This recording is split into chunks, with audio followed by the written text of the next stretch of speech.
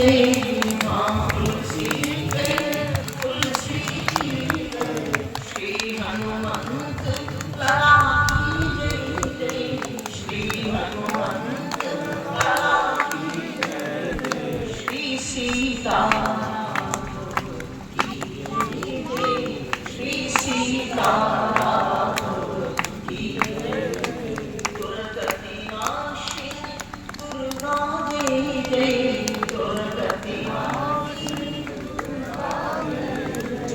काल विनाशिनी काली जय काल विनाशिनी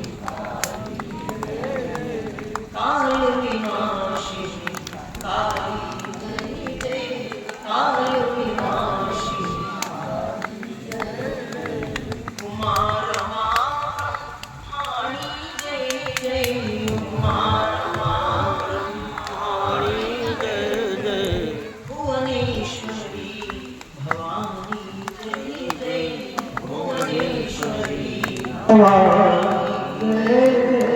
जगदम्बिका भवानी जय जय जगदम्बिका भवानी जय जय काल विनाशिनी काली जय जय काल विनाशिनी काली जय जय दुर्गति नाशिनी दुर्गा जय जय दुर्गति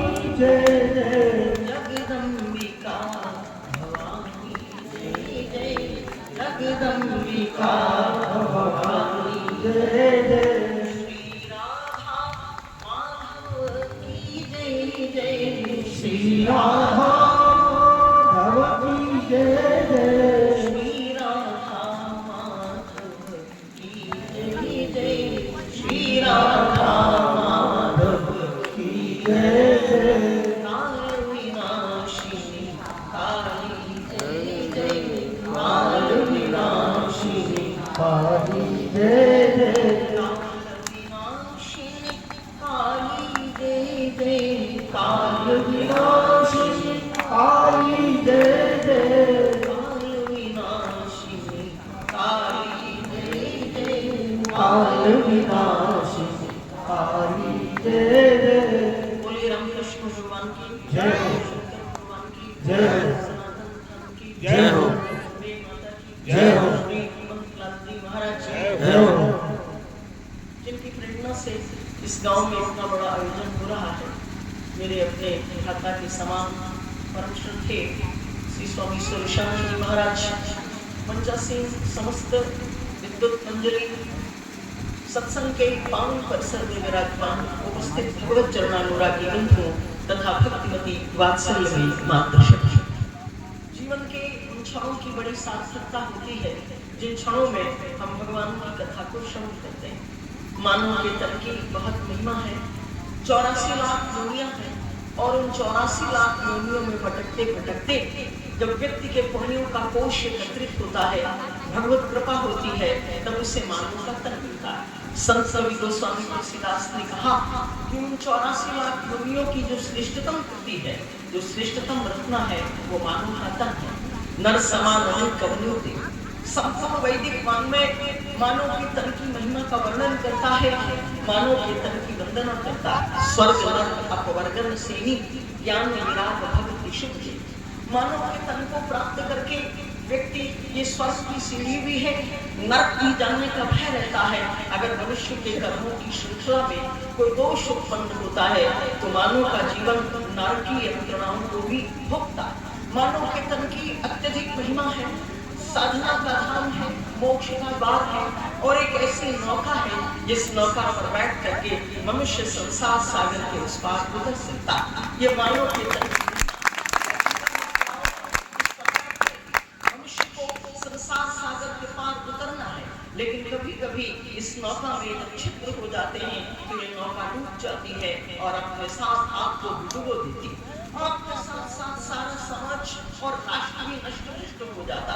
यदि छत्र में छिद्र हो जाते हैं तो वर्षा और धूप से रक्षा संभव नहीं हो पाती। एक दुग्ध पात्र में छिद्र हो जाते हैं तो उसमें डाला हुआ दुग्ध बाहर निकल जाता। यदि जल पात्र में छिद्र हो जाते हैं तो उसमें डाला हुआ जल बाहर निकल जाता है। यदि पात्र में छिद्र हो जाते हैं, डाला हुआ दूध उससे बाहर निकल जाता है। जिस पात्र में छिद्र हो जाता है उसमें डाला हुआ पदार्थ बाहर निकल जाता है।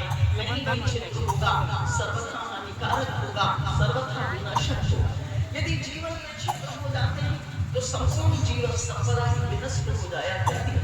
हमारे आपके मन के भीतर कामना के सूक्ष्म संस्कार बने हुए, वासना के सूक्ष्म संस्कार बने हुए, इसलिए हमारा आपका मन कामनामय होगा, वासनामय होगा, भोगों की ज्वाला से जलता हुआ तृप्ति की आशा में असंख्य क्षेत्रों में इधर उधर भटकता रहता।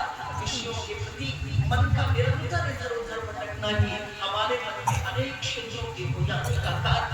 हम बड़ा प्रयत्न करते हैं, बड़ा परिश्रम करते हैं, प्रयत्न और परिश्रम पूर्वक जल लाते हैं, छिद्रों वाले घड़े में भरते हैं, सारा जल छिद्रों के द्वारा बाहर निकल जाता है, घड़ा खाली खाली हो जाता। जब हम घड़े में जल भरते हैं तो हमें बड़ा प्रयत्न करना पड़ता, बड़ा परिश्रम करना पड़ता, लेकिन मेरे बंधु अपने प्रयत्न और परिश्रम का हमें कोई सार्थक परिणाम प्राप्त नहीं हो पाता। इसलिए जीवन की साधना को फलवती बनाने के लिए प्रेम और भक्ति के प्रबल आकर्षण के द्वारा हमें इन क्षेत्रों को बंद कर देना होगा। किसी भी विषय को देखना और उस विषय की ओर बिना विचार किए प्रवृत्त हो जाना, ये पशु की प्रकृति होती है, पशु का स्वभाव होता। पश्यति पशु, लेकिन मानव और पशु में थोड़ा सा अंतर है। मानव कोई भी कार्य करता है उसके पहले विचार करता है, उसके पहले चिंतन करता है। पशु केवल भोजन करता है, पशु केवल भोगों को भोगता है। पशु की योनि भोग की योनि है, लेकिन पशु कोई भी कर्म करने के पहले चिंतन करने की क्षमता नहीं रखता। वैचारिक क्रांति पशु के अंदर नहीं है, वो विचार करने की क्षमता नहीं रखता। लेकिन मानव जब कोई भी कर्म करता है तो उसके पहले विचार करता है, उसके पहले चिंतन करता है। लेकिन अगर मानव भी कोई कर्म करने के पहले विचार न करे, चिंतन न करे, तो मानव और पशु में कोई अंतर नहीं रह जाता। पश्यति पशु, जो देखता है और देखकर ही धर्म अधर्म उचित अनुचित का विचार किए बिना उस विषय की ओर प्रवृत्त हो जाता है, वह पशु प्रकृति है। कोई भी मानव अपने जीवन के उद्देश्य पर गंभीरता से विचार नहीं करता। जैसे एक उबरीला गोबर में रहने वाला एक कृमि, एक कीटाणु बिना उद्देश्य के यात्रा करता है, ऐसे आज का मानव तो है लेकिन बिना सिद्धांत के यात्रा कर रहा है, बिना आदर्श के यात्रा कर रहा है, बिना उद्देश्य के यात्रा कर रहा है।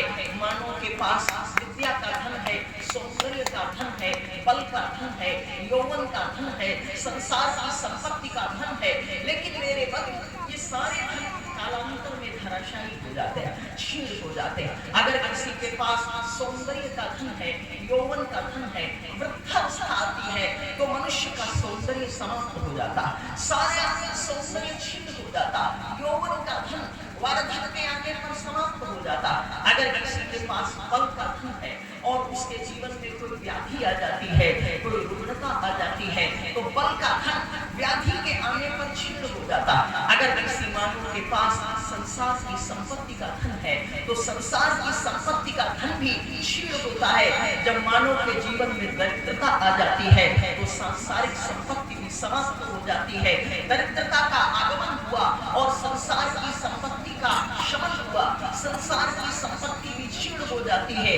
लेकिन एक और धन है जिसका नाम है ज्ञान का धन, विद्वत्ता का धन। लेकिन अगर कोई कितना भी बड़ा विद्वान हो और विद्वत्ता का अभिमान अगर उस व्यक्ति को हो जाए, अहंकृति हो जाए कि मैं बहुत बड़ा विद्वान हूँ, तो विद्वत्ता का धन विनम्रता के अभाव में अहंकृति के कारण क्षीण हो जाता है, समाप्त हो जाता है। जितना बड़ा विद्वान होता है उसको उतना ही विनम्र होना चाहिए, क्योंकि विनम्रता ही विद्वत्ता का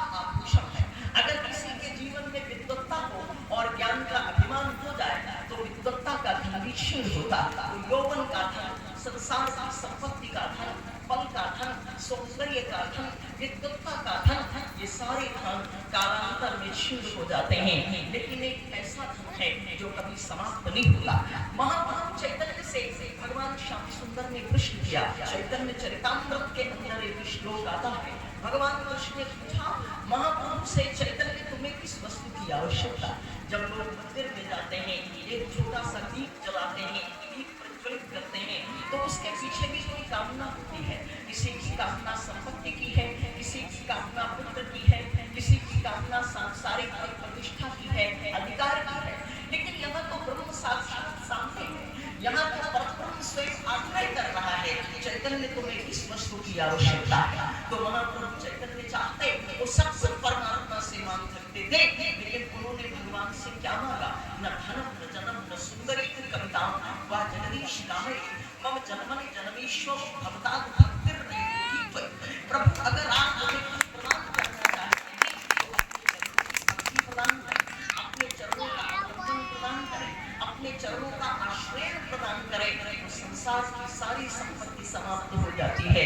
कबीर से कबीर बड़े सीधे साधे लेखक थे और बड़े सीधे साधे संत थे, लेकिन कबीर की जो साखियां थी, कबीर की जो वाणी थी, वो अत्यंत सरलता से ओतप्रोत होने के पश्चात भी बड़ी दिव्य बातें कबीर अपनी वाणी में कहते थे। कबीर से किसी ने प्रश्न किया कि आपकी दृष्टि में संसार का सबसे बड़ा धनवान व्यक्ति कौन है? तो कबीर ने कहा, कबीरा समझ निर्धना धनवंता नहीं कोई, धनवंता सो जाती है तो प्रभु नाम धन हो। जिस मानव के पास भक्ति का धन होता है, परमात्मा के चरणों के अवलंबन का धन होता है, वो व्यक्ति संसार का सबसे बड़ा धनवान व्यक्ति होता है। जिसको हम परमेश्वर के नाम से संबोधित करते हैं, जिसको हम राम कहते हैं, जिसको हम कृष्ण कहते हैं, जिसको हम शिव कहते हैं, जिसको हम जगदम्बा के नाम से संबोधित करते हैं, भगवान के अनंत रूप हैं। कोई उन्हें राम कृष्ण कहता है, कोई उन्हें गिरधर कहता है, कोई उन्हें गोविंद कहता है, कोई उन्हें बाल गोविंद कहता है, कोई उन्हें नटवर नागर कहता है। भगवान के अनंत नाम है, भगवान के नामों की लंबी श्रृंखला है। एक दिन भगवती राधा से भगवान श्याम सुंदर की बड़ी सुंदर चर्चा हुई। राधा रानी ने कहा, कृष्ण तुम्हारे बहुत सारे नाम हैं, उन नामों को बताओ। तो भगवान कृष्ण ने कहा, कोई मुझे बाल गोविंद कहता है, कोई नटवर नागर कहता है, कोई मुरली मनोहर कहता है, कोई गिरधर गोपाल कहता है। गिरधर गोपाल मीरा का दिया हुआ नाम है। भगवान कृष्ण को वो गोविंद गिरधर गोपाल के नाम से संबोधित करती थी। मीरा, वही मीरा जो इतने बड़े घराने में जिसका जन्म हुआ, राजरानी मीरा रेगिस्तान के जंगलों में निरंतर गोविंद के नाम का गुणगान करते हुए, गिरधर गोविंद के नाम का उद्घोष करते हुए, जिसने सारी सांसारिक व्यवस्था का परित्याग कर दिया, पति का परित्याग किया, क्योंकि गोविंद से नाता जुड़ने के पश्चात मीरा ने किसी को अपना स्वामी स्वीकार ही नहीं किया। मीरा तो केवल गोविंद के ही चरणों में नतमस्तक होती थी, निवेदन ये कर रही थी, गिरधर गोपाल भगवान के अनंत नाम है। लेकिन उन्हीं में से नाम है भगवान का कृष्ण। कृष्ण शब्द की बड़ी व्याख्या है, व्याकरण की रीति से वर्ण व्यक्ति करने पर अगर आप देखें तो आपको पता चलेगा कृष्ण शब्द आकर्षण से बना है। जो कर्षण करता हो, जो अपनी ओर आपको आकर्षित करता हो, आपको अपनी ओर खींचता हो, जिसमें आकर्षण हो, जिसमें एट्रैक्शन हो, जो आपको अपनी ओर खींचने की, आकर्षित करने की क्षमता रखता हो, उसको कृष्ण कहा जाता है। व्याकरण की रीति से जो आकर्षित करने का तत्व है वो भगवान कृष्ण के नाम पे है, भगवान कृष्ण के अनंत नाम है।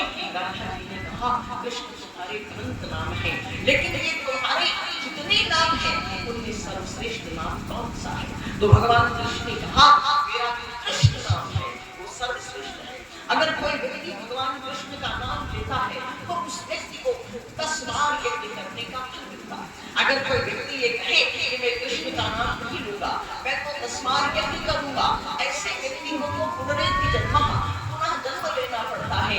लेकिन भगवान कृष्ण के नाम का उच्चारण करता है, उसे 10 बार यज्ञ करने का फल भी मिलता है। बार बार नहीं पड़ता है। भगवान कृष्ण ने कहा, देवी राधा, मेरा जो कृष्ण नाम क्योंकि वो सर्वश्रेष्ठ है।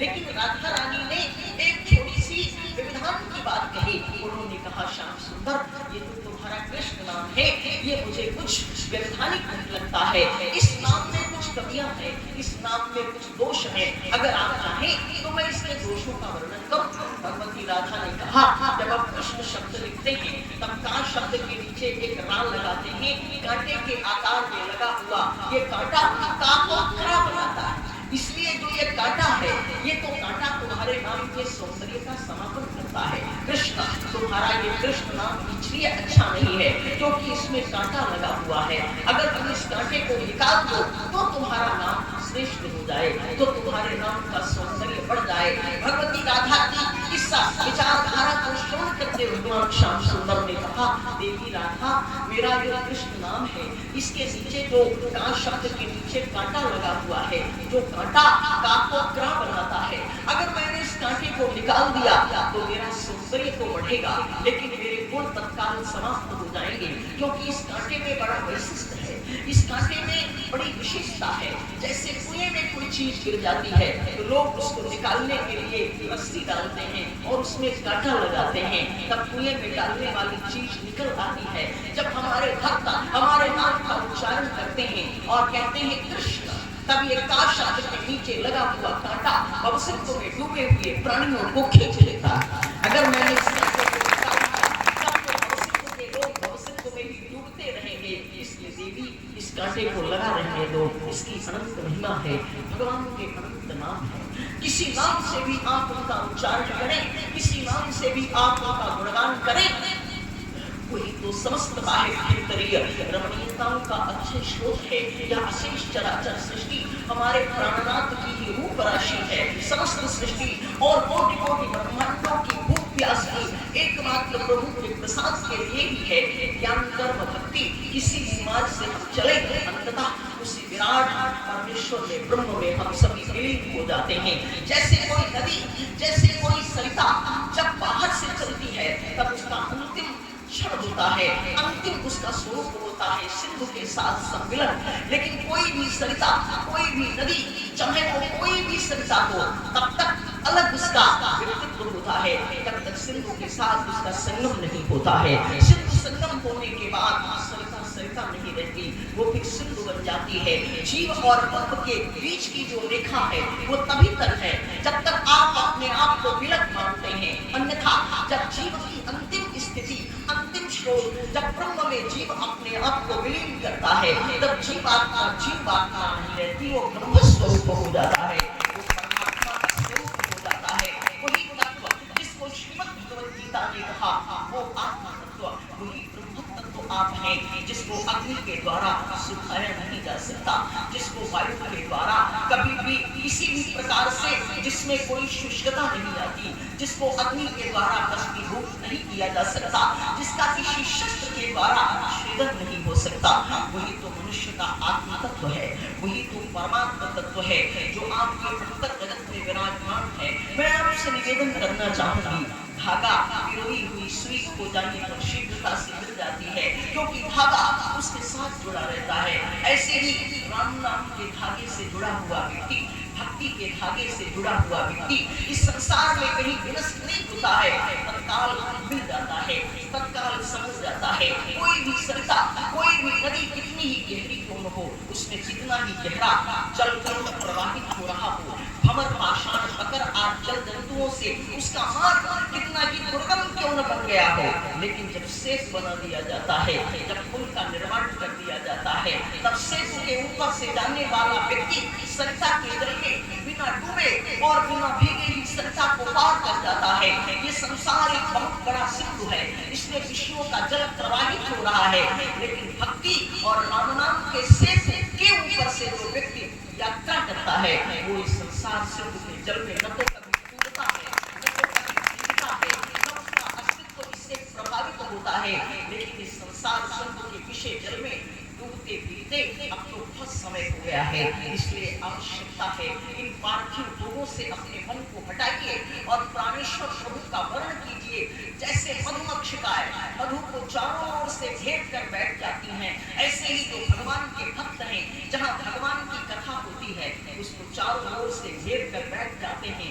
जहाँ कोई व्यक्ति यात्रा करता, अगर रथ भी उत्तम होता है, सारथी भी उत्तम होता है, अश्व भी उत्तम होते हैं, तो यात्रा करने में सुविधा होती। अगर आप जीवन के रथ पर बैठे हुए हैं, अगर आपकी इंद्रियों की लगाम आपके कंट्रोल में है और इंद्रियों का जो स्वामी है मन, अगर वो आपका कंट्रोलर है, आपने अपने मन को अपने अंदर में कर रखा है, मन को आपने संयमित कर रखा है, तो आप इस जीवन रूपी यात्रा को सफलता पूर्वक निर्वहन कर सकते हैं।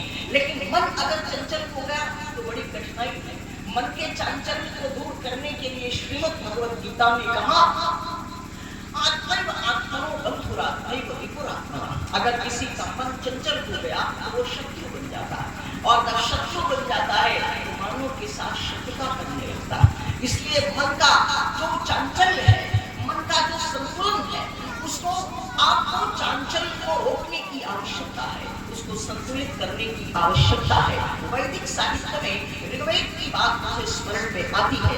ऋग्वेद के दशम मंडल में श्रद्धा की बात कही है, आस्था की बात कही है, भक्ति की बात कही है, परमात्मा के चिंतन की चर्चा की गई। ऋग्वेद के ऋषि ने कहा, श्रद्धया सत्यमाप्यते। परमात्मा को अगर कोई व्यक्ति प्राप्त कर सकता है तो श्रद्धा के द्वारा प्राप्त कर सकता है, भक्ति के द्वारा प्राप्त कर सकता है। बिना श्रद्धा के, बिना भक्ति के, बिना भजन के परमात्मा को प्राप्त करना बड़ा कठिन है।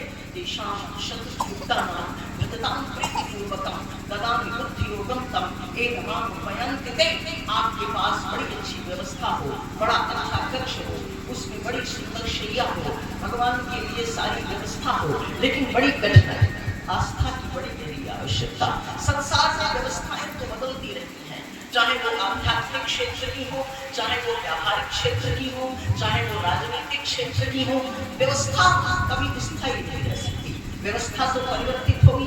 दिल्ली के सिंहासन पर कोई भी बैठता हो, चाहे वो राजनीतिक क्षेत्र का ही व्यक्ति हो, व्यवस्था तो कभी चेंज होगी, व्यवस्था तो परिवर्तित होगी।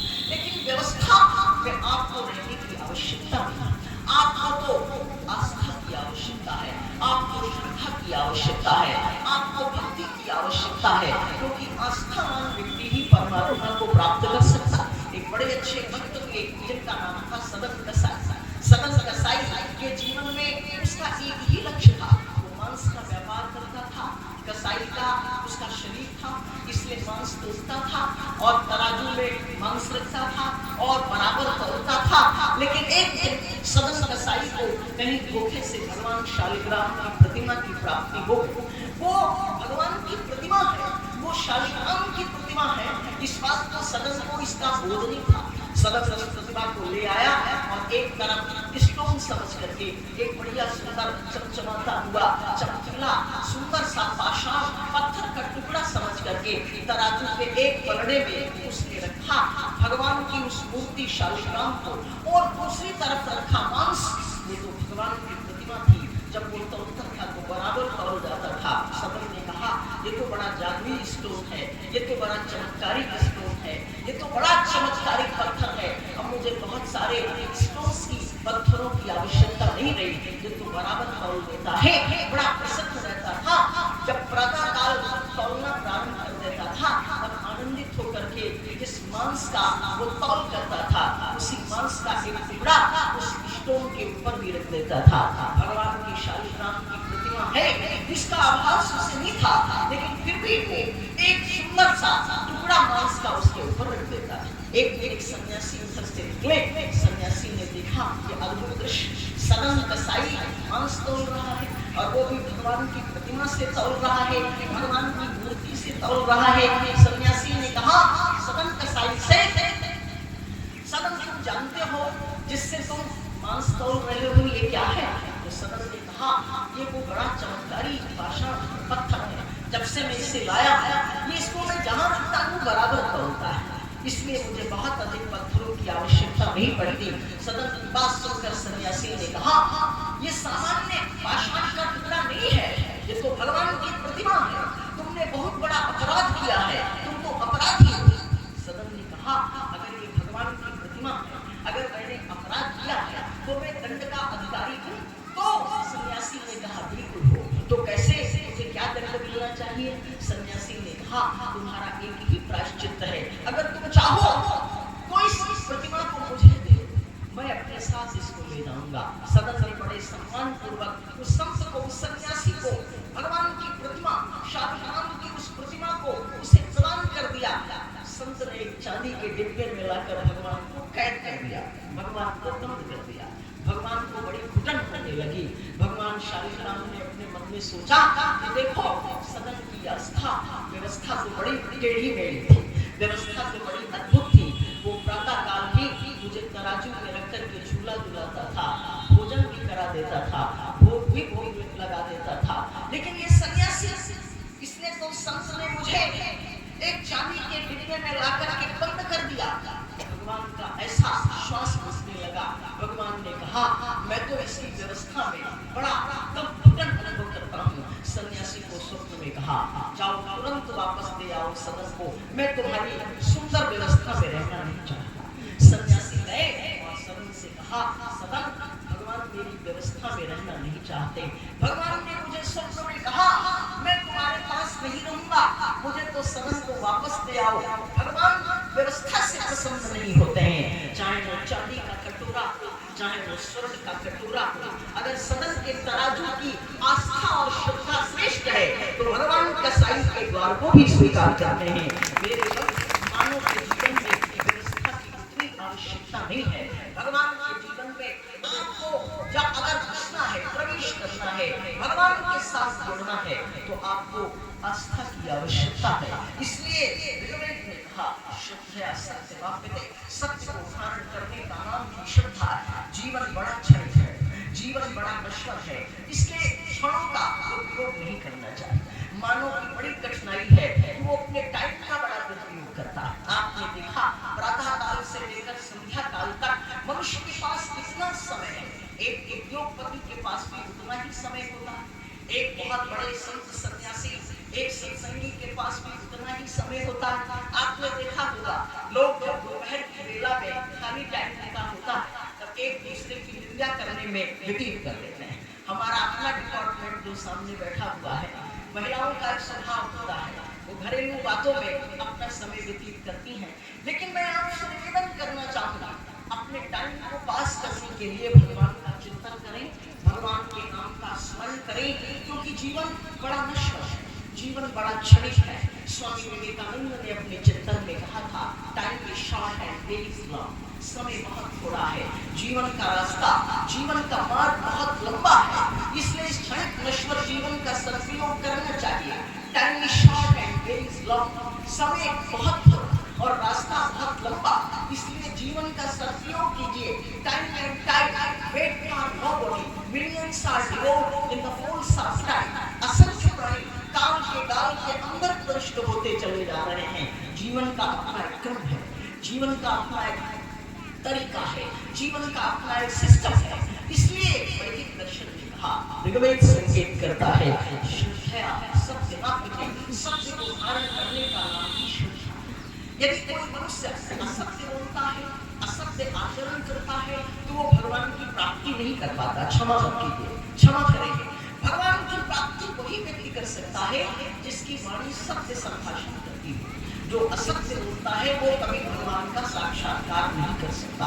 असत्य संभाषण मत करिए, असत्य मत बोलिए, क्योंकि श्रद्धया सत्य वाप्यते, सत्य को धारण करने का नाम ही श्रद्धा है। यदि कोई मनुष्य असत्य बोलता है, असत्य आचरण करता है, असत्य जीवन जीता है, तो उसे स्वयं अपने प्रति भी अश्रद्धा का अनुभव होने लगता है। पोषण के साथ साथ श्रद्धा में सौंदर्य भी है, माधुर्य भी है। वो हृदय किस काम का जिसमें श्रद्धा न हो, वो मस्तिष्क जिस काम का जिसमें विवेक ना हो।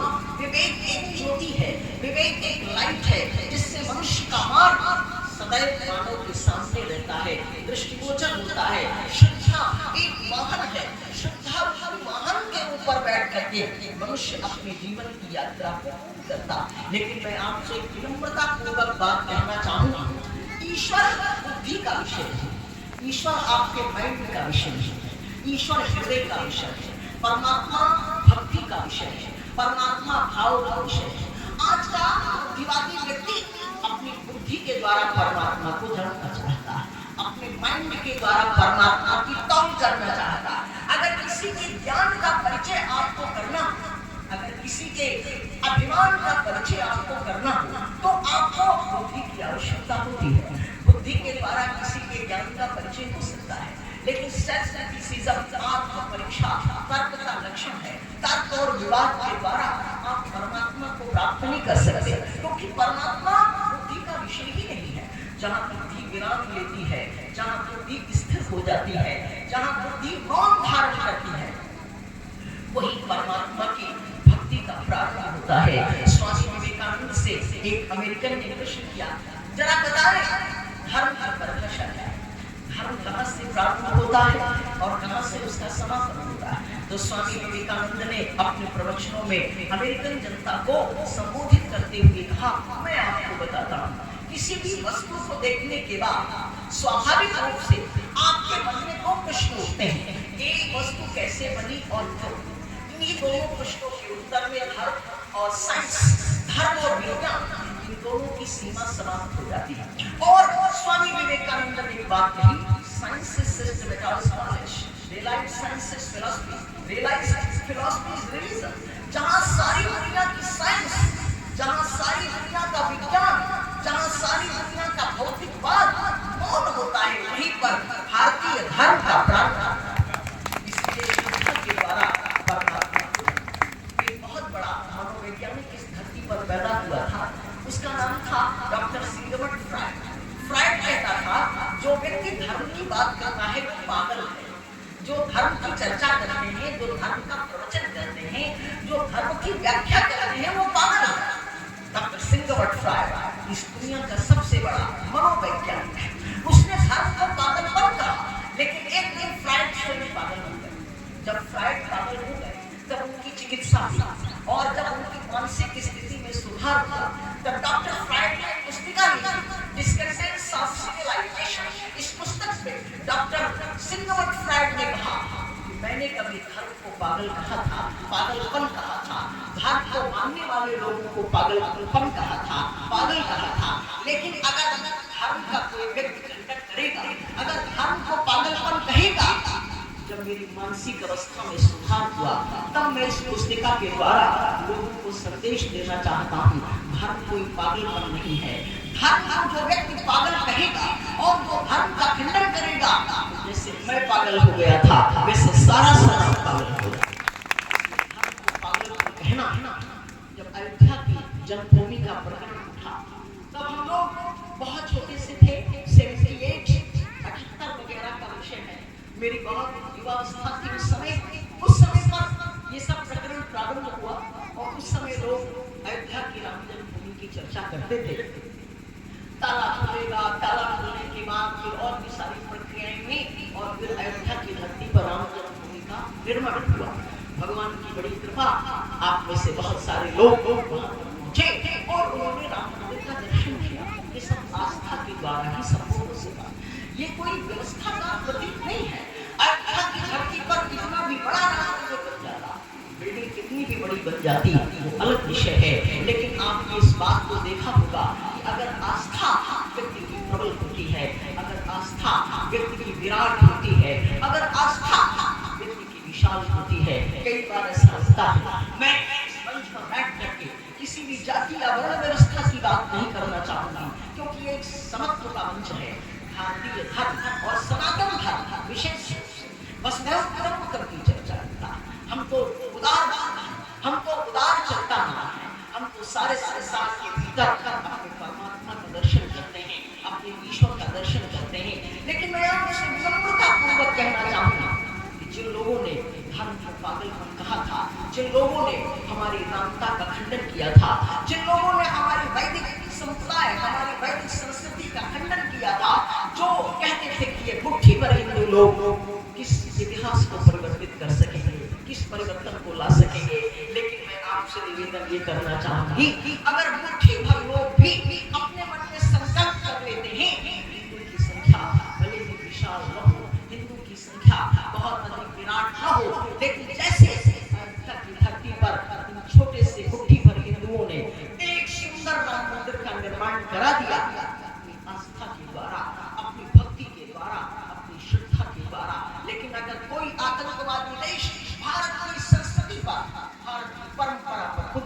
डालेगा तो इस भारत का कण-कण का वासी, इस भारत का पशु पक्षी भी मौन नहीं रहेगा, उन आतंकवादियों का समापन करेगा और भारत की संस्कृति, भारत की परंपरा का संरक्षण होगा। इसलिए श्रद्धा की आवश्यकता, भक्ति की आवश्यकता। ऋग्वेद संकेत करता है श्रद्धया सत्यमाप्यते। तर्क अगर सफल हो जाता है तो व्यक्ति को अहंकार के शिखर के ऊपर ले जाकर खड़ा कर देता।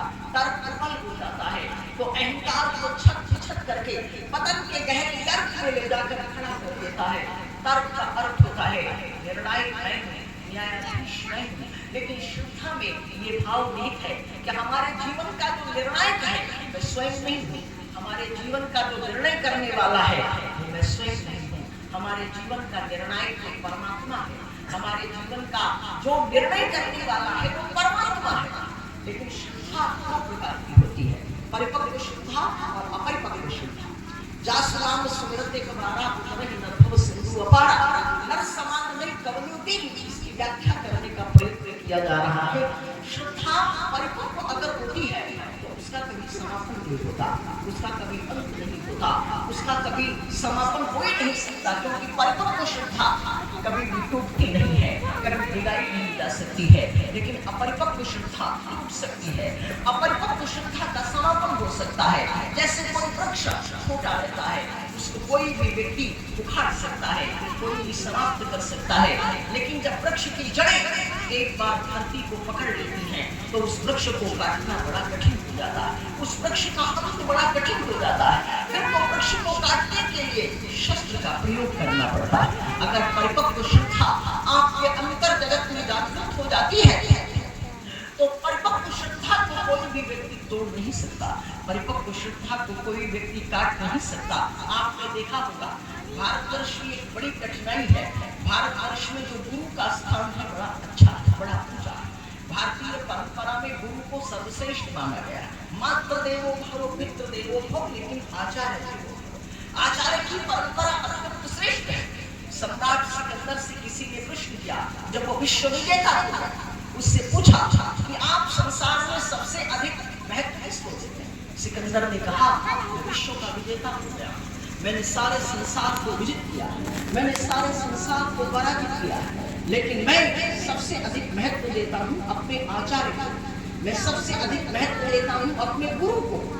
गुरु शब्द का तात्पर्य होता है जो आपके अंधकार का हनन कर दे, जो आपके अंधकार का समापन कर दे, जो आपके जीवन को प्रकाशित कर दे, जो आपके जीवन का मार्गदर्शक करे। लेकिन परिपक्व श्रद्धा अगर गुरु के प्रति है, गुरु बनाने के पश्चात उसके दुर्गुणों को देखने की आवश्यकता नहीं है, आपको गुरु बना लेना चाहिए। और गुरु बनाने के पश्चात अगर गुरु में कोई दोष दिखता है तब तो फिर आप गुरु का परित्याग करेंगे और फिर कितने गुरुओं को चेंज करेंगे? ये तो बड़ी विडंबना होगी, बड़ी कठिनाई होगी। गुरु का तात्पर्य है मार्गदर्शन, आपको मार्ग दिखाने वाला जो व्यक्ति है। परमहंस जी के पास कोई व्यक्ति गया, रामकृष्ण परमहंस से उसने पूछा कि क्या आपको भगवान के दर्शन होते हैं? आप तो रोज काली के उपासक हैं, माता जगदम्बा का रोज दर्शन करते हैं, लेकिन मैं आपके ऊपर तभी विश्वास करूंगा जब आप मुझे परमात्मा का दर्शन करा। रामकृष्ण परमहंस ने कहा, चलो मेरे साथ गंगा स्नान करके चलो, और गंगा में जब तुम डुबकी लगाओगे मैं तुम्हें माई का दर्शन करा दूंगा, मैं तुम्हें काली माता का दर्शन करा दूंगा। परमहंस जी आगे आगे, भक्त उनके पीछे पीछे। जब गंगा की बीच धारा में रामकृष्ण परमहंस पहुंचे, भक्त डुबकी लगाने लगा, और जैसे ही भक्त ने डुबकी लगाई, रामकृष्ण परमहंस ने उसकी ग्रीवा को पकड़ लिया, भक्त की गर्दन को पकड़ लिया। भक्त बड़ा व्याकुल हुआ, बड़ा व्यथित हुआ, भक्त छटपटाने लगा। रामकृष्ण ने देखा कि भक्त का व्याकुलता का स्वरूप, भक्त का प्राणांत होने वाला है। रामकृष्ण परमहंस ने उसकी गर्दन छोड़ी, भक्त उछल कर पानी के ऊपर आ गया। रामकृष्ण परमहंस ने प्रश्न किया, भक्तराज तुम्हें भगवान का दर्शन हुआ क्या? रामकृष्ण परमहंस की बात को सुनकर भक्त ने कहा, महाराज आप कैसी बात करते हैं? आपने तो भगवान के दर्शन की बात कही थी, लेकिन अगर आप 2 मिनट तक मेरी गर्दन और पकड़े रहते तो मुझे साक्षात काल का दर्शन हुआ। रामकृष्ण परमहंस ने कहा, एक बात बताओ, जब तुम गंगा की लहरों में डूब रहे थे तो तुम इतने व्याकुल क्यों थे, इतने व्यथित क्यों थे, तुम्हें इतनी पीड़ा क्यों हो रही थी? तुम्हारे अंदर इतनी व्यथा क्यों थी, इतनी वेदना क्यों थी? भक्त ने कहा महाराज, जब आप मुझे पानी में डुबोने की चेष्टा कर रहे थे तो मैं अपने प्राणों को बचाने का यत्न कर रहा था। मुझे ऐसा लग रहा था कि मेरे प्राण बच गए। रामकृष्ण परमहंस ने कहा, बड़ी छटपटाहट हो रही होगी, बड़ी व्याकुलता हो रही होगी, ये क्यों? भक्त ने कहा, सिर्फ अपने प्राण का रक्षण करने के लिए मुझे व्याकुलता हो रही। रामकृष्ण परमहंस ने कहा, यही तो मैं तुम्हें बचाना चाहता हूँ। गंगा की लहरों में, गंगा की तरंगों में जब तुम डूब रहे थे, जितनी व्याकुलता, जितनी वेदना, जितनी पीड़ा, जितनी व्यथा, जितनी छटपटाहट तुम्हें अपने प्राण का रक्षण करने के लिए हो रही थी, जब तक इतनी वेदना भगवान के लिए नहीं होगी, भगवान का दर्शन नहीं होगा। भगवान का दर्शन होता है प्रेम से। इसलिए ऋग्वेद ने कहा, श्रद्धया सत्यमाप्यते, सत्य को धारण करने का नाम ही श्रद्धा। परिपक्व श्रद्धा, वैज्ञानिक साइंटिस्ट पहले कोई सिद्धांत निश्चित करता है, फिर उसके बाद खोज प्रारंभ करता है। लेकिन सिद्धांत केवल प्रारंभ है, सिद्धांत अंत नहीं है। उसके द्वारा संभावना का द्वार खुलता है और मनुष्य गहन खोज पर निकल पड़ता है। भक्त भी श्रद्धा के सहारे, भक्ति के सहारे, प्रेम के अनंत आकाश के महाअभियान पर निकल पड़ता है। जैसे अग्नि का एक छोटा सा तिनका आपके जीवन में जितने भी छोटे छोटे कण हैं, उन कणों को जलाकर के भस्मीभूत कर देता है, ऐसे ही श्रद्धा का एक छोटा सा बीज जन्म जन्मांतर के जितने भी दूषित संस्कार, उन संस्कारों को जलाकर के भस्मीभूत कर देता है। प्रवचन को सुनहा की वो ले चल, एक बात आपसे निवेदन करना चाहूँ। आप बड़े भाग्यशाली हैं, आपका जन्म भारत की धरती पर हुआ। आज से बहुत वर्षों पूर्व भारत का एक सन्यासी भारत की गलियों से बाहर निकला था, जिसको नरेंद्र के नाम से लोग जानते थे और बाद में स्वामी विवेकानंद के नाम से सारा संसार उनको जानने लगा। नरेंद्र जिस समय शिकागो की धर्म महासभा में पहुंचे बिना इनविटेशन, आप कल्पना कर सकते हैं, आप यहाँ इस सभा में आए, आपने मुझे बुलाया, आमंत्रित किया, तब मैं यहाँ पर आई। लेकिन बिना इनविटेशन के कोई व्यक्ति कहीं पहुंच जाए तो उसका सम्मान नहीं होता। स्वामी विवेकानंद को उनके कुछ मित्रों ने कहा, शिकागो में धर्म महासभा हो रही है, आपको जाना चाहिए। स्वामी विवेकानंद शिकागो पहुंच तो गए, लेकिन उनको बोलने का कैसे समय मिलता, क्योंकि उनको किसी ने इनवाइट नहीं किया था। जिस रेलगाड़ी में वो यात्रा कर रहे थे, उसी रेलगाड़ी में एक महिला बैठी हुई थी। उनका परिचय स्वामी विवेकानंद के साथ हुआ। उन्होंने कहा, आप कहाँ जाना चाहते हैं? तो स्वामी विवेकानंद ने कहा, मैं शिकागो की धर्म महासभा में सम्मिलित होना चाहता हूँ, लेकिन मेरे पास कोई आमंत्रण कार्ड नहीं है। तो उन महिला ने कहा, ठीक है, मैं वहाँ के सभापति को जानती हूँ, मैं उनको पत्र लिख देती हूँ, आप उस पत्र को लेकर के जाइए। स्वामी विवेकानंद को टाइम नहीं मिला और सब्जेक्ट भी ऐसा दिया गया था, एक शून्य, एक जीरो बना दिया गया ब्लैक बोर्ड के ऊपर। आप इस सब्जेक्ट पर 5 मिनट में अपनी बात हिंदू धर्म की व्याख्या कर सकते हैं। अब आप कल्पना करें, इतना विशाल हिंदू रिलीजन, इतना विशाल हिंदू धर्म, 5 मिनट में उस व्याख्या को कोई कैसे परिपूर्ण कर सकता? जब शिकागो की धर्म महासभा अंतिम चरण में थी, सभा परिपूर्ण होने को थी, स्वामी विवेकानंद से आग्रह किया गया, आप बोलिए, प्रवचन करिए। स्वामी विवेकानंद प्रवचन करने के लिए खड़े हुए और उन्होंने अपना प्रवचन प्रारंभ किया। 5 मिनट में हिंदू धर्म की बात की।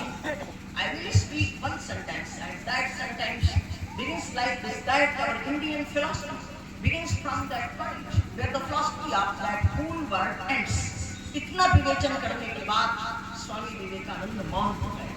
उन्होंने कहा, अमेरिका की धरती में मुझको हिंदू धर्म की व्याख्या करने के लिए 5 मिनट का अवसर दिया है, लेकिन ये भारतीय सन्यासी विवेकानंद अपनी बात सिर्फ 2 मिनट में समाप्त करता है और 3 मिनट अमेरिका की जनता को दान करता है।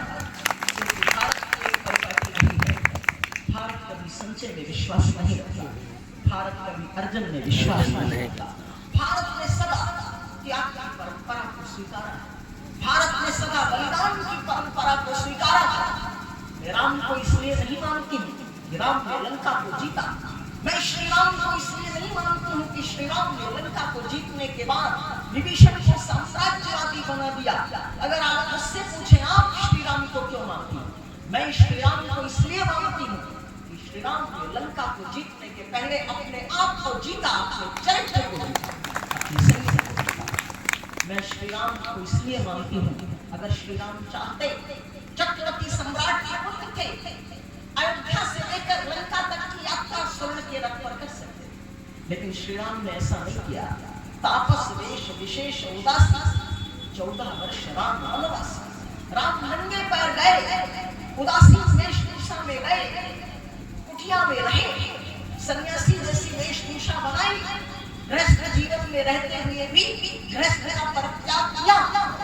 ऐसा त्याग, ऐसा बलिदान संसार में उसी का सम्मान होता है जो त्याग की परंपरा में विश्वास रखता। स्वामी विवेकानंद ने कहा, मैं त्याग की परंपरा में विश्वास रखता हूँ।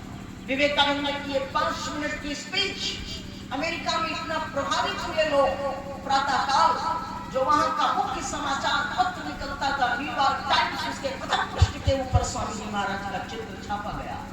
सारी अमेरिका में धूम मच गई। लगभग 3-4 वर्षों तक वे अमेरिका के भिन्न भिन्न नगरों में घूम घूम कर हिंदू धर्म की व्याख्या करते रहे।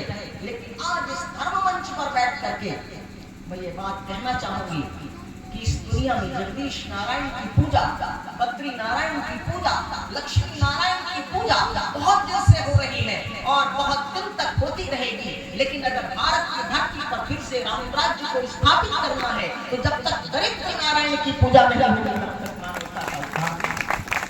एक बात कहकर अपनी वाणी को आगे ले चलो। रामचरितमानस में एक दृश्य आता है शबरी का। शबरी की उपेक्षा की जाती है। शबरी छोटी जाति थी, निंदनीय जाति। जिस तालाब में शबरी पानी निकालने जाती थी उस पर प्रतिबंधित किया गया। लोगों ने कहा शबरी को छोटी जाति की है, तालाब के पानी में प्रतिबंध लगाओ, शबरी के छूने से तालाब का जल दूषित हो जाएगा। शबरी को रोका गया, प्रतिबंध लगा गया। ये श्रद्धा की बात है, क्योंकि शबरी भक्त थी, श्रद्धालु थी, उपासक थी। जब शबरी ने उस तालाब को नहीं छुआ, पानी निकालना बंद कर दिया तो तालाब के पानी में कीटाणु पड़ गए। जलाशय व तालाब का पानी दूषित हो गया।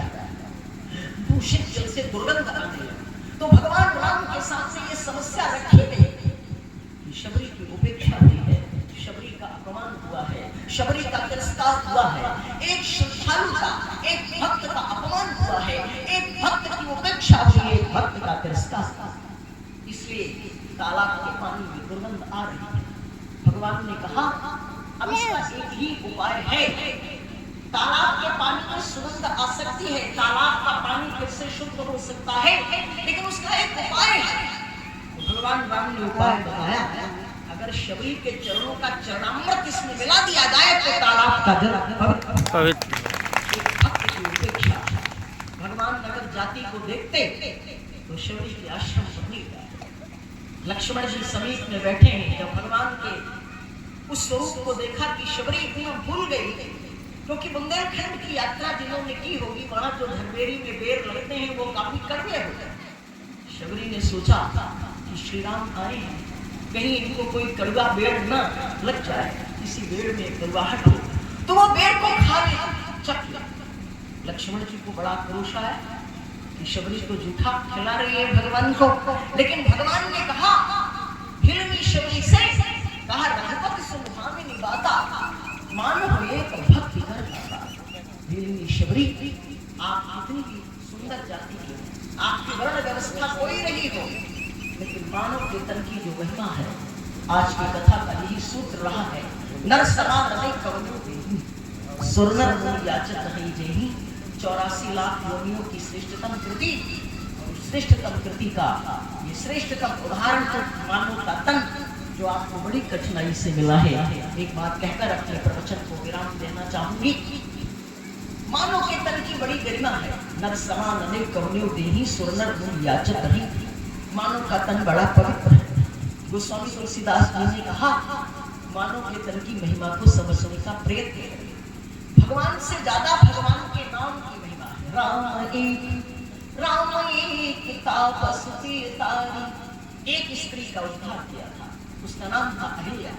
राम एक तापसी तारी, लेकिन भगत सुहारा, नाम ने तो न जाने कितनों का उद्धार किया।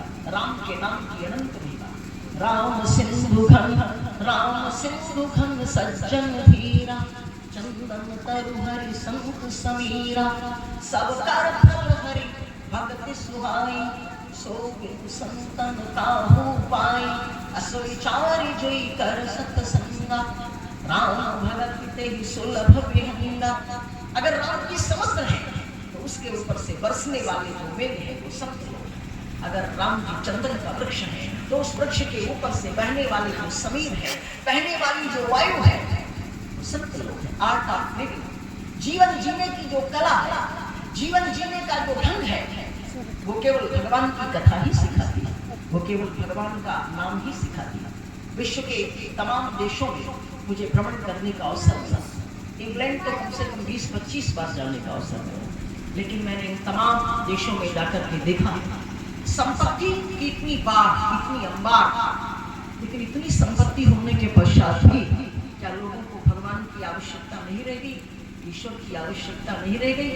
अमेरिका जैसा देश जो इतना प्रोग्रेसिव है, इंग्लैंड जैसा देश जो टेक्नोलॉजी में इतना आगे है, लेकिन मैं आपसे निवेदन ये करना चाहूंगी, उन लोगों को भी भगवान की भक्ति की आवश्यकता होती है, भगवान के नाम के चिंतन की आवश्यकता होती। अमेरिका में न जाने कितने लोग प्रतिदिन आत्महत्या कर लेते हैं, न जाने कितने लोग नींद की गोलियां खाकर अपने प्राणों का अंत कर लेते हैं, लेकिन भारतवर्ष में एक ही मकान के अंदर एक ही घर में रहने वाले, दरिद्रता में जीने वाले लोग, विपन्नता में जीने वाले लोग जीवन को सहजता से जी लेते हैं, लेकिन संपत्ति के बीच में रहने वाले अमेरिकन लोग एकाकी, एकांत प्रिय, किसी को पारिवारिक सुख नहीं है, उनके पास आर्ट ऑफ लिविंग नहीं है, उनके पास जीवन जीने का ढंग नहीं है, जीवन जीने की कला नहीं है। अगर जीवन को जीने की कला सीखनी है तो आपको भारत से सीखना होगा। इसलिए हम सभी बड़े ही भाग्यशाली हैं। हमारा स्वामी विवेकानंद से किसी ने पूछा था राम का जन्म अमेरिका की धरती पर क्यों नहीं होता। एक अमेरिकन लेडी ने, एक अमेरिकन कन्या ने स्वामी विवेकानंद से प्रश्न किया था, क्या अमेरिका की धरती पर राम का जन्म नहीं हो सकता। स्वामी विवेकानंद ने कहा बिल्कुल हो सकता, लेकिन अमेरिका की धरती अगर राम को उत्पन्न करना चाहता है तो सबसे पहले उसे कौशल्या जैसी पतिव्रता माता को उसे महाराज दशरथ जैसा संकल्पवान पिता सम्राट को जन्म देना है। ये भारत की परंपरा है, जिस धरती पर इतने महापुरुष उत्पन्न हुए। नर समान नहीं कौन्यु देहि, सुर नर मुनिया चत नहीं जैहि, स्वर्ग नरक अपवर्गन सेहि, ज्ञान विराग भगत शुभ देहि। इसलिए मानव कीर्तन को आपने प्राप्त किया, जीवन की गरिमा को समझें, जीवन की महिमा को समझें और भगवान की भक्ति करें। बाल्यावस्था से ही मैं आध्यात्मिक रचनाएं लिखती हूँ, कविताएं लिखती हूँ। एक छोटी सी मेरी अपनी ही रचना है, उससे मैंने इसी बात का संकेत किया है कि कभी कभी ऐसा होता है, हम लोग संसारी व्यक्ति हैं, संसार में रहकर भगवान को भूल जाते हैं, लेकिन जब हम लोग भगवान को स्मरण करें तब तो बड़ी अच्छी बात। लेकिन अगर कभी भगवान की विस्मृति हो तो भगवान हमें स्मरण करता है, परमात्मा हमें बुलाता है या नहीं बुलाता है, लेकिन फिर भी हम भगवान की भक्ति करें, उनका नाम लेता है, ऐसा भाव इस रचना। तुम हमें चाहे बुलाओ ना बुलाओ, तुम हमें चाहे बुलाओ ना बुलाओ, हम तुम्हारे द्वार पर आते रहेंगे। तुम हमें चाहे बुलाओ ना बुलाओ, हम तुम्हारे द्वार पर आते रहेंगे। हो न हो स्वीकार मेरे गीत लेकिन, हो न हो स्वीकार मेरे गीत लेकिन, हम तुम्हारी आरती गाते रहेंगे। हो न हो स्वीकार मेरे गीत लेकिन, हम तुम्हारी आरती गाते रहेंगे। तो एक ही था हाल पूजा का, सुमन छोटे बड़े थे, कुछ तुम्हारे पास पहुंचे शेष देहरी पर चढ़े थे, निज समर्पण में भले ही कुछ कमी रह जाए, लेकिन हम तुम्हारी अर्चना के फूल कहलाते रहेंगे। हम तुम्हारी अर्चना के फूल कहलाते रहेंगे। तुम हमें चाहे बुलाओ ना बुलाओ, हम तुम्हारे द्वार पर आते रहेंगे। हम कितने भी बड़े हो जाए, लेकिन परमात्मा से तो छोटे ही हैं। हम भले गतिवान होकर धार संग पाले उदधि को, हम भले गतिवान होकर धार संग पाले उदधि को, किंतु कैसे तोड़ देंगे हम सनातन की परिधि को। किंतु कैसे तोड़ देंगे हम सनातन की परिधि को। फूल तुम ठुकरा भले ही दो हमें हर बार, लेकिन हम पयोधर की लहरें नित्य टकराती रहेंगे। पयोधर की लहरें नित्य टकराती रहेंगे। तुम हमें चाहे बुलाओ ना बुलाओ, हम तुम्हारे द्वार पर आते रहेंगे। तो भगवान और हमारे बीच में थोड़ी सी दूरी है, लेकिन भक्ति से वो दूरियां कम हो जाती हैं। दूरियां कितनी भले हो मन मिलन की बात है। दूरियां कितनी भले हो मन मिलन की बात है। प्रेम को होती समर्पित प्रेम की सौगात है। प्रेम को होती समर्पित प्रेम की सौगात है। तो तुम हमारी आत्मा को सांत्वना चाहे न देना, पर सदा हम तो तुम्हारे प्राण बहलाते रहेंगे। तुम हमें चाहे बुलाओ ना बुलाओ, हम तुम्हारे द्वार पर आते रहेंगे। हो न हो स्वीकार मेरे गीत, लेकिन हम तुम्हारी आरती गाते रहेंगे। बहुत बहुत साधुवाद, शुभकामना, मंगल कामना मैं आप सबको देना चाहूंगी। बड़ा व्यस्त समय था, कल मुझे बाहर जाना है, ग्वालियर में मेरा प्रवचन है। निरंतर यात्राएं रहती हैं। स्वामी जी महाराज को मैं संत नहीं मानती, मैं अपना भाई मानती हूँ। इसलिए उन्होंने मुझे कहा कि देवी जी आपको मेरी जन्मभूमि पर आना है। मैं आपसे निवेदन करना चाहूंगी, वो गांव और वो परिवार बड़ा भाग्यशाली होता है जिस परिवार में किसी संत उत्पन्न होता है, कोई संत जन्म लेता है। इसलिए मैं इस गांव में आई, उनकी जन्मभूमि का दर्शन हुआ, उनके पारिवारिक लोगों से भी मिलने का अवसर मिला। बड़े सरल संत हैं। जहाँ भी उनका कार्यक्रम होता है, उनका प्रयत्न रहता है। मैंने उनसे कहा कि मैं तो कोई मंडलेश्वर वगैरह हूँ नहीं, देश विदेश में मेरा नाम जरूर है, लेकिन मैं कोई आचार्य तो हूँ नहीं। आप किसी और को बुलाएं तो ज़्यादा अच्छा रहेगा। तो स्वामी जी ने कहा, मैं शंकराचार्य को भले न बुलाऊं, लेकिन मेरी श्रद्धा आपके प्रति है। इसलिए जब आप आती हैं तो मुझे ऐसा लगता है कि शंकराचार्य ही आ गया। इसलिए उनका बड़ा भाव मेरे प्रति है। उन्होंने मुझे प्रेम से आमंत्रित किया। निरंतर देश विदेश में प्रयास रहता है, प्रवास रहता है, निरंतर जाती रहती हूँ। आपके ही जनपद की मैं भी कन्या हूँ। हरदोई जनपद में मेरा भी जन्म हुआ है, लेकिन बहुत बाल्यावस्था से संन्यास की दीक्षा ले ली और उसके बाद भारत माता मंदिर हरिद्वार में उन्होंने देखा होगा।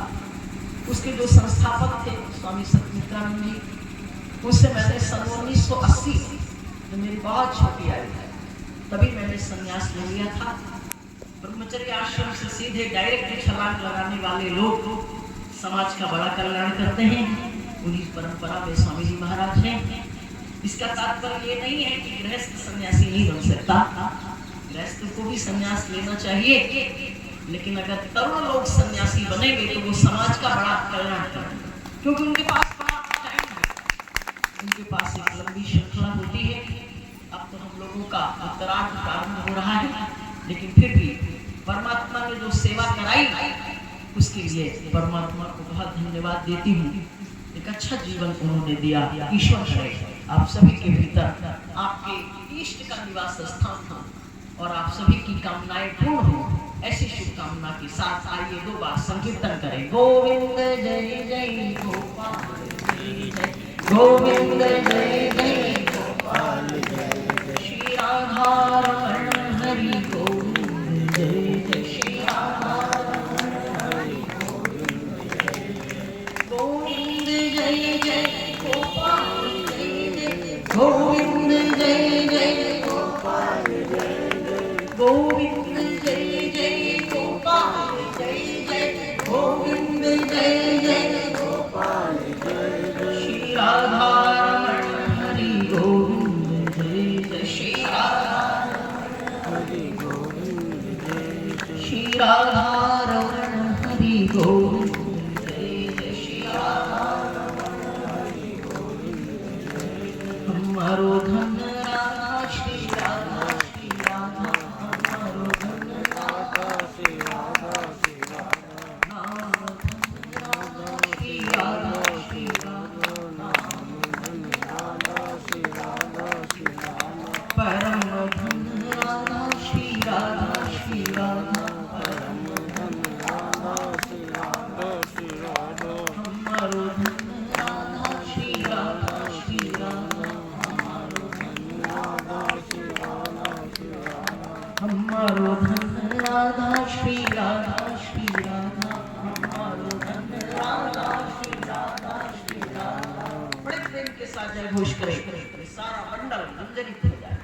रामकृष्ण भगवान की जय, शंकर भगवान की जय, सनातन धर्म की जय, जगदम्बे माता की जय, श्री हनुमंत लाल जी महाराज की जय हो, भारत माता की जय हो, गंगा माता की जय हो, गौ माता की जय हो, गायत्री माता की जय हो, आज के आनंद की जय हो, यज्ञ भगवान की जय हो, संत समाज की जय हो। अब आपको वो जयकारा करना है जो अयोध्या तक जाए। मैं कोई राजनीतिक संत नहीं हूं, मुझे राजनीति में बहुत इंटरेस्ट नहीं है, हालांकि प्रयास बहुत किया कि मैं भी चुनाव क्षेत्र में उतर जाऊं, लेकिन फिर भी मैंने उस विधा को स्वीकार नहीं किया। लेकिन चूंकि माहौल इस समय चुनाव का है, इसलिए एक बात जरूर कहना चाहूंगी कि चुनाव का प्रचार मत समझना, कोई चुनाव की घोषणा कर रहे हैं, आप ऐसा आसान मत लगाएं, लेकिन अब आपको अपना मत कहाँ देना है ये आपका विचार करता है, आप पर डिपेंड करता है। इसलिए जय घोष करें और उस जयघोष के साथ ये भी निर्णय करें कि हमारी आवाज अयोध्या तक पहुंचाने का श्रेय किसको है।